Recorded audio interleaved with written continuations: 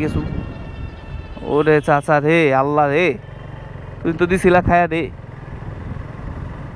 অনেকদিন পরে আজকে রোদ উঠছে, যার কারণে চিন্তা করলাম একটা নতুন ব্লগ করি। এতদিন বৃষ্টির কারণে আর রাস্তার জলাবদ্ধতার কারণে গোপর নিয়ে আর বের হই নাই। যদিও এটা ওয়াটারপ্রুফ, তাও বের হই নাই। চিন্তা করলাম দরকার নেই, রিস্ক নেওয়ার দরকার নেই। আসলে এখন যে অবস্থা হয়েছে যে বৃষ্টি হইলেই বন্যা হয়ে যায়। 2-1 ঘন্টা বেশি বৃষ্টি হলে রাস্তার অবস্থা খারাপ, মানে এই রাস্তা দিয়ে যাওয়া যাবে না, ওই রাস্তা দিয়ে যাওয়া যাবে না। বিশেষ করে ধানমন্ডি এরিয়াগুলোতে এরকম হয়। জলবদ্ধতার কারণে ক্লাস প্লেট নষ্ট হয়েছে মিনিমাম। আমার আঙ্কেলের দোকানে আসছে 15-20 জন আমার চোখের সামনে রাতে। মিনিমাম 15-20 জন আমার চোখের সামনে আমি দেখতেছি যে তাদের ক্লাস প্লেট নষ্ট হয়ে গেছে। হ্যাঁ, আমি ওটাই বলতেছি যে ক্লাস প্লেট নষ্ট হয়েছে। আপনি ঠিকই শুনছেন। আপনি ভাবতে পারেন যে জলাবদ্ধতার কারণে ক্লাস প্লেট নষ্ট হয় কিভাবে। কাটাবনের সামনে যে আমার আঙ্কেলের দোকান আছে, তার পাশে হচ্ছে নিউ মার্কেট। তো নিউ মার্কেটের কর্মীরা কি করে, রাস্তাঘাটেই মনে করেন বাইক টাইক রেখে তারপর কাজ টাজ করে রাতে বাইক নিয়ে যায়। বাইকগুলো যখন রাস্তাঘাটে ছিল তখন পানিটা সাইলেন্সার পাইপ দিয়ে সরাসরি ভিতরে গেছে। ভিতরে গিয়ে আপনার হেড হয়ে আপনার পুরোপুরি ইঞ্জিনে চলে গেছে পানি। আমি মিস্ত্রি থেকে যা শুনছি সেটাই বললাম। প্রত্যেকজনের সেম সমস্যা, মানে সবগুলা বাইকেরই আপনার এই সাইলেন্সার পাইপ দিয়ে সরাসরি হেডের ভিতরে পানি চলে গেছে। হেড থেকে সরাসরি আবার পানি গেছে হচ্ছে আপনার ক্লাস প্লেটের ওইখানে, মানে পুরো ইঞ্জিনে। তখন হয়েছে কি, প্রথম তো বোঝা যায়নি যে এটার ভিতরে পানি আছে। যখন পানি শুকিয়ে গেছে বা পানি কমে গেছে তখন তো আর বোঝা যায় না যে এটার ভিতরে পানি গেছে কি যায়নি। তখন যখন সে স্টার্ট করছে তখন ভিতরে সব পুড়ে গেছে, মানে ক্লাস প্লেট সব পুড়ে গেছে। আর এটা চলতেছিল না, মানে সবার এক সমস্যা। যে কোনো বাইক, মানে যে কোনো বাইক হোক, এটাই সমস্যা হচ্ছে যে ক্লাস প্লেট পুড়ে গেছে। মানে মিনিমাম আমার চোখের সামনে আমি দেখছি 10টা ক্লাস প্লেট ঠিক করতেছে, 4-5 জন মিলে কাজ করে কুলাইতে পারতেছে না। তো ট্রাই করবেন কি, যখন বন্যা, এখন যেহেতু এরকম সিজন, বাইকটা এরকম উঁচু জায়গায় রাখা যেখানে এসব পানি জমে না। আমরা তো আর কি বুঝি যে এইখানে রাখলে বন্যা হয়ে যাবে, এখানে রাখলে পানি একটু সেফ পাবো। তো অবশ্যই চেষ্টা করবেন, মানে রাখার আর কি চেষ্টা করবেন যে একটু উঁচু উঁচু জায়গায় রাখার।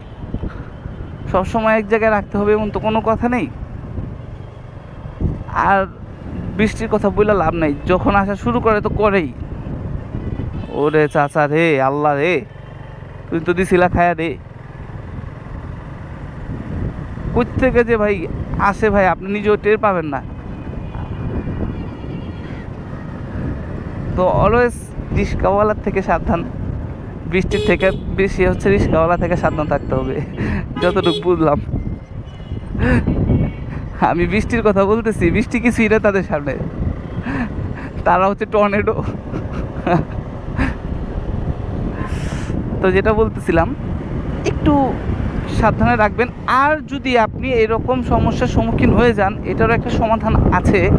আমাকে আমার আঙ্কেল আর কি আমাকে বলছিল যে এটার একটা সমাধান আছে।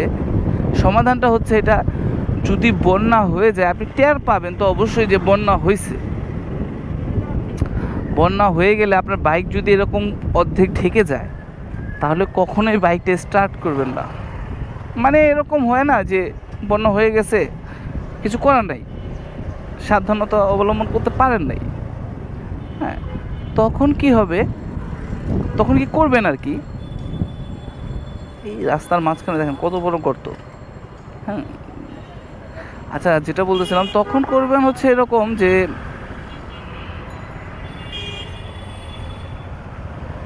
জ্যামের কারণে তো কথাই বলতে পারি না।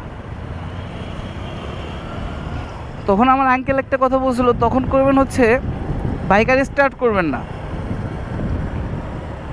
আপনি সরাসরি মেকানিক নিয়ে আসবেন, কোথাও থেকে একটা মেকানিক নিয়ে আসবেন, তার যন্ত্রপাতি সহ নিয়ে আসবেন, সরাসরি সরাসরি আপনি ইঞ্জিন কিট খুলে ফেলবেন। ইঞ্জিনের হেড যদি আপনি হেড বা কিট এগুলো যদি আপনি খুলে ফেলেন না, তখন জাস্ট আমি মনে করি যে ইঞ্জিন অয়েলটা পরিবর্তন করলেই হয়ে যাবে। পানিগুলো যখন পড়ে যাবে, খুলে ফেলে তো পানি ওয়াশ হয়ে যাবে, পানি সব পড়ে যাবে, ভিতরে যে পানিগুলো থাকবে সেগুলো পড়ে যাবে।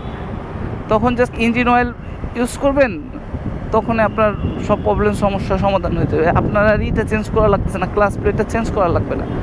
যদি আপনি একবার স্টার্ট করে ফেলেন, তখনই আপনার ক্লাস প্লেট শেষ, মানে পুড়ে যাবে। আমি শুনছি যেটা ওটাই বলতেছি, ক্লাস প্লেট পুড়ে যাবে, সাথে সাথে পুড়ে যাবে, আপনি বাইক চালায় কোথাও যেতে পারবেন না। আর যদি যান, বাইক টানবেও না, মানে বাইক টানবে না, এক কথা শেষ, বাইক টানবে না।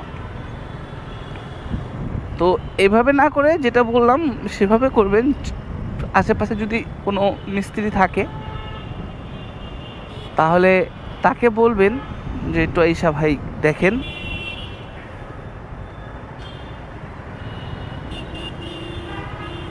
যে ভাই এসে একটু দেখেন কি সমস্যা। ঠিক আছে, তাহলে ভালো থাকেন, সুস্থ থাকেন। আসসালামু আলাইকুম।